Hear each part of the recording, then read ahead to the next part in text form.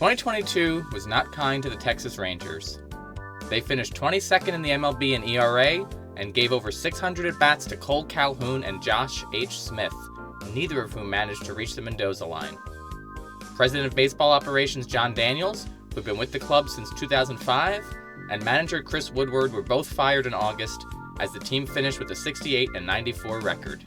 They were 38 games behind Houston for first place in the AL West and 18 games behind Tampa Bay for the third wildcard spot. What no one knew at the time was that Texas was 12 months away from knocking out both of those teams during an epic playoff run that culminated in the first World Championship in franchise history. 6 teams lost at least 90 games last season. Some were expected cellar dwellers in the early stages of a rebuild. Others were thought to be contenders before drastically underperforming. Let's take a look at each of those teams, from the worst record last year to the best, and see if any has the chance to be this year's 2023 Rangers. There are bad teams, there are terrible teams, and then there were the 2023 Oakland Athletics. Owner John Fisher's singular mission to move his team to Las Vegas has been well documented. So has the outrage of Oakland's fans, including a reverse boycott during an A's game. What actually happened on the field was less discussed. That was probably for the best. The 2023 A's were the 9th team since 1900 to lose 112 games. They were outscored by 339 runs, only 10 better than the 1932 Red Sox's record of 349. Oakland allowed 957 runs, better than only the altitude-cursed Rockies, and scored just 585, 56 fewer than the next worst team. In short, with respect to the individual players on the team, some of whom managed to have solid years amidst the chaos, and all of whom were trying to play competitive baseball, it's hard to avoid the conclusion that John Fisher and the A's were intentionally tanking. Presumably, in part to save money, and in part to deter fans from following the team, to help make the case that Oakland was not a long-term fit for the franchise. Looking ahead to 2024, there's little reason to project improvement. Oakland, if I should even call the franchise that anymore, has made no notable roster upgrades this offseason. They're entering a period of limbo until they're expected to move into their new home in Las Vegas in 2028. Even that is uncertain. Las Vegas Mayor Carolyn Goodman recently suggested that Fisher has, quote, got to figure out a way to stay in Oakland, and expressed concerns about his ability to secure the funding needed to move the team. As dreadful as 2023 was, the smart money is on the A's getting worse before they get better. It goes without saying that they have absolutely no chance of replicating the success of the 2023 Texas Rangers. But how about the Kansas City Royals? They entered 2023 with the faintest of hopes. Some of their prospects were finally graduating, with youngsters like starter Brady Singer, shortstop Bobby Witt Jr., and first baseman Vinny Pasquantino coming off strong campaigns. Kansas City shored up that young core with low-cost veteran help like starter Zach Greinke, closer Aroldis Chapman, and center fielder Jackie Bradley Jr. Nobody saw them as a major threat, but they seemed like a team that could compete in the weak AL Central if everything broke their way. Witt took a big step forward, and Chapman revitalized his career with a strong first half. Otherwise, it was a year to forget for Kansas City. Pasquantino missed most of the season to injury, Greinke and Singer saw their ERAs balloon over 5, and the Royals settled into last place. At the risk of getting fooled again, I think the Royals have an even better shot at major improvement this season. Kansas City flipped Chapman to the Rangers at the trade deadline for Cole Reagans, who then posted a 2.64 ERA in 12 starts, and looks like a potential frontline starter. Witt, who just signed an 11-year deal that makes him the goateed face of the franchise, looks like a 5-tool superstar and is only entering his age 24 season. Pasquantino, who just laid down the gauntlet that the Royals expect to compete for the division this season, should be fully healthy and ready to rake. Kansas City also had a busy offseason, signing free agent starters Michael Wacha and Seth Lugo, outfielder Hunter Renfroe, utility men Adam Frazier and Garrett Hampson, and reliever Will Smith. None of those moves will make national headlines like the Rangers' signings of Jacob deGrom, Nathan Eovaldi, and Andrew Heaney before the 2023 season. But they're the types of moves that can help fortify a young, talented, and inexperienced team. A quick side note, Will Smith has pitched for the last 3 World Series champions, Atlanta in 2021, Houston in 2022, and Texas in 2023. So, if you put stock in those sorts of things, watch out for the Royals this year. All that being said, I don't put much stock in those sorts of things, and I'd say Kansas City's chances of replicating the 2023 Rangers' success is minimal.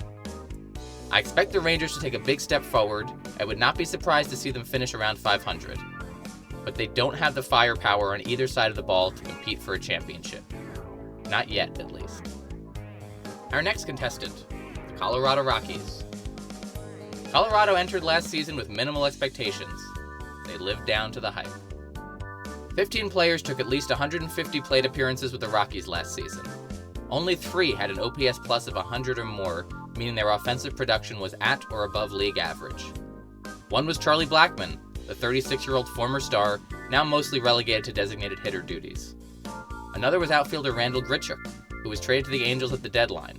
The last was Nolan Jones, the top prospect whose electric 2023, in which he put up a .931 OPS and slugged 20 home runs in just 106 games, was the brightest spot in a forgettable year for the team.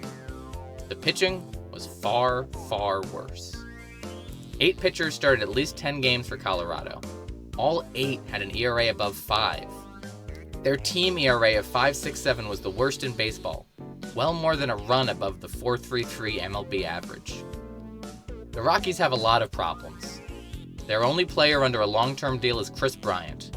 The former Rookie of the Year, MVP, and World Champion had -1 WAR last year and is long removed from his days of being an impact player, despite having $136 million left on his contract. The altitude at Coors Field continues to make Colorado a Bermuda Triangle for pitchers. The NL West boasts the deepest team in baseball in the Dodgers, the reigning pennant winner in the Diamondbacks, and legitimate contenders in the Giants and Padres. It's hard to see the Rockies getting past all that to compete anytime soon. For all those reasons, it's safe to say Colorado won't be making a run like the 23 Rangers this year. The Rockies are about to embark on their 31st season as an MLB franchise. They've won exactly 0 division titles.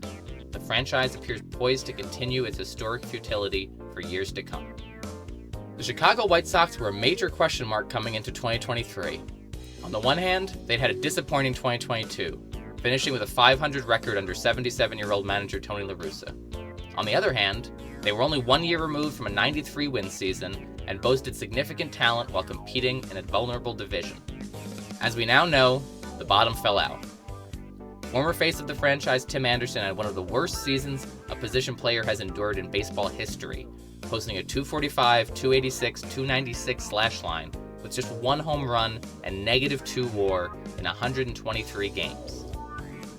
$75 million free agent Andrew Benintendi put up an 87 OPS plus and just 0.2 WAR in 151 games. 2022 AL Cy Young runner-up Dylan Cease saw his ERA rise by almost 2.5 runs. Veteran starter Lance Lynn put up a .647 ERA and surrendered 28 home runs in 21 starts before he was mercifully moved to the Dodgers at the trade deadline. Executive VP Kenny Williams, who had been at the helm since 2000, was relieved of his duties along with GM Rick Hahn. And their offseason has been underwhelming. The only brand-name player Chicago's acquired this offseason is Mike Soroka, who pitched like an ace in 2019, but has only started 10 games since then due to injury. Despite an apparent opening in the AL Central and a roster that still has some upside, the White Sox have done little to position themselves for better things in 2023. If Dylan Cease returns to Cy Young caliber form and young players like center fielder Luis Robert and DH Eloy Jimenez build on successful 2023 campaigns, Chicago could compete in a depleted AL Central. Their best case scenario probably looks more like the 2023 Diamondbacks than Rangers, with the White Sox riding Cease and Robert to improbable playoff success, much like Arizona rode Zach Gallen and Corbin Carroll. But I'm not convinced the supporting cast is strong enough to make that a real possibility. Baseball, like life, is all about expectations. Coming off a 107-loss 2022 campaign without much additional firepower, the Washington Nationals were expected to remain among the league's pushovers. By that standard, their 2023 felt like a notable success. Washington hung within the fringes of the playoff picture for most of the year. As late as August 26, they were 61-69, the same record as the Padres and ahead of the Mets in the NL East. How did they get there? Third baseman Jeimer Candelario was having a career year before getting moved to the Cubs at the deadline. Catcher Keibert Ruiz, outfielder Lane Thomas, shortstop C.J. Abrams, starter Josiah Gray, and reliever Hunter Harvey all had breakout years, realizing the potential which had made each of them a major prospect. Was this the precursor to a competitive 2024, or merely a bad team catching a few breaks? The Nats still finished well below 500, so it's hard to get too excited about their prospects this year. Still, the rebuilding trades that saw them part with Juan Soto, Trey Turner, and Max Scherzer are starting to bear fruit. Unlike the other teams I've talked about, Washington's ownership has shown a willingness to spend real money to be competitive, investing in starters like Scherzer, Steven Strasburg, and Patrick Corbin in the past. If they're in the mix halfway through the season, ownership could be swayed to pull the trigger on a big move to get them over the hump. Despite this optimism, the Nationals don't feel like the 2023 Rangers either. The Nationals have a lot going on for them, but they didn't make the moves this offseason to put themselves in a position to compete. Expect them to let their youngsters develop for another year before pushing in some chips to add elite talent before the 2025 season. The St. Louis Cardinals entered 2023 with high hopes. Coming off an NL Central title, they added three-time All-Star catcher Wilson Contreras to complement a lineup that included reigning MVP Paul Goldschmidt, future Hall of Famer Nolan Arenado, and up-and-comers like Nolan Gorman, Brendan Donovan, and number one prospect Jordan Walker. St. Louis was the betting favorite to win the NL Central in a dark horse World Series pick. Then the wheels fell off. New manager Oliver Marmol began his tenure by publicly questioning the effort level of two-time Gold Glove Award-winning center fielder Tyler O'Neill. 34 games into Contreras' 5-year, $87.5 million contract, the Cardinals announced they would be moving him off catcher to DH and play outfield, then moved him back to catcher less than 2 weeks later. Even more troubling than the dysfunction was the pitching. 41-year-old Adam Wainwright's swan song devolved into a swan dive as he posted a 7.40 ERA across 21 starts. Veteran stalwart Miles Michaelis flirted with a 5 ERA all year. Closer Ryan Helsley got hurt, and Giovanni Gallego struggled badly as his replacement. St. Louis allowed 5.12 runs per game, 6th worst in baseball. President of Baseball Operations John Mozlak addressed this shortcoming head-on in the offseason, adding starters Sonny Gray, Kyle Gibson, Lance Lynn, and Victor Santos alongside relievers Andrew Kittredge, Keenan Middleton, and Nick Robertson. If their deep offense can keep up its end of the bargain, and Gray looks anything like last year's AL Cy Young runner-up, this team should be at least as capable as the 93-win 2022 squad. At long last, this is the team with a legitimate chance to recreate the Rangers' 2023 rags-to-riches triumph. Texas's formula last year was to rake, and then rake some more, finding pitching wherever it could along the way. This year's Cardinals lineup has the ability to follow that model, and their array of rotation options would allow Marmol to ride the hot hand behind Gray in a short playoff series. Much like last year's Rangers, who acquired Jordan Montgomery, Max Scherzer, and Aroldis Chapman at the trade deadline, Mozeliak showed a willingness to wheel and deal mid-season to bolster his pitching depth when he acquired Montgomery and Jose Quintana at the deadline during St. Louis's 2022 run. In a wide-open NL Central, the Cardinals will try to prove that last year was a fluke and position themselves for October success. Thank you for watching. For more Powerball content, check out my Substack column and follow along on social media.